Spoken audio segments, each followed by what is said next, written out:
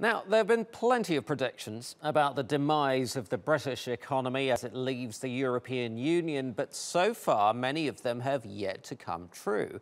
And the latest comments by a senior Bank of England official pointing to the strength of the UK's growth have sent the pound sharply higher.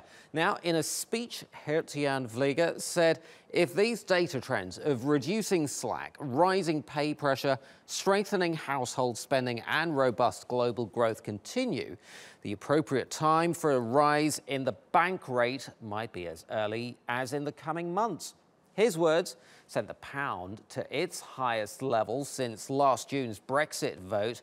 It hit a 14-month high of more than $1.3579 over there. A rise in the UK's interest rates would make sterling more attractive to investors, and a prolonged appreciation could also help slow the rapid rise in inflation since the pound's sharp fall back in June of last year. Now, meanwhile, a new survey shows many of the UK's medium-sized companies are also optimistic about the future. Research firm Explain the Market and corporate advisors FinCap polled 1,000 mid-sized firms, and 91% of them said they expect the UK's economy to accelerate next year, and 80% of them say they plan to create new jobs in the months ahead.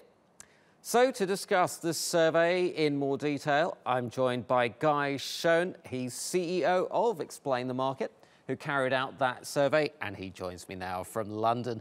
Guy, great to have you with us.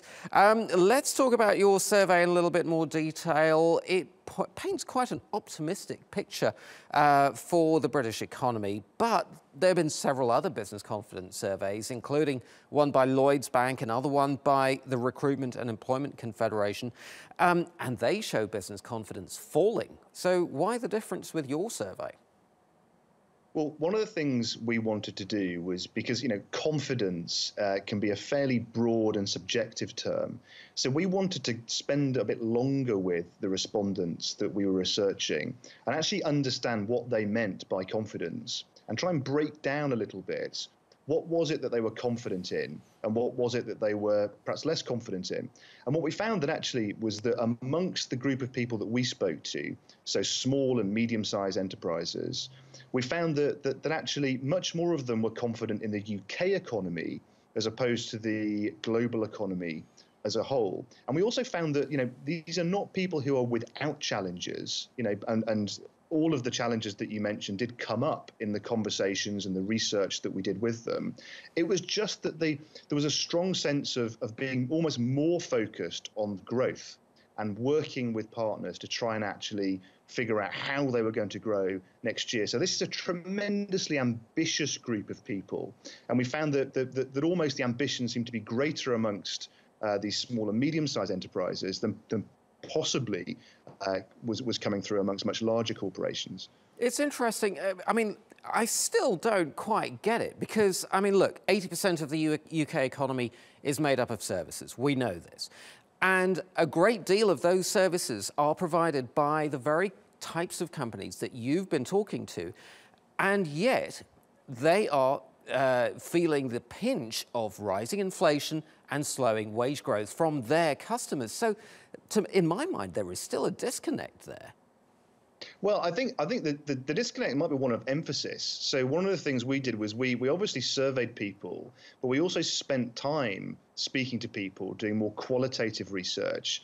And actually, it's one of the first times, I think, that actually so much time's been spent talking to these bosses of these businesses and finding out how do they feel and what are they particularly worried about. And like I say, it wasn't that the things that you mentioned were not featuring as a worry or a challenge.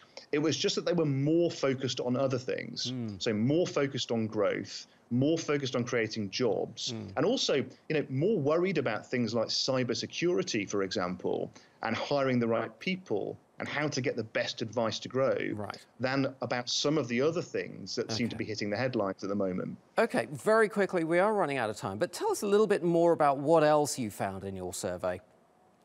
Well, we found that interestingly, how people are looking at growing their businesses and funding that growth may be changing over time. So when we asked people to think back to how they were looking to fund growth over the last few years, there was a great dominance of private equity as the traditional source that people looked to.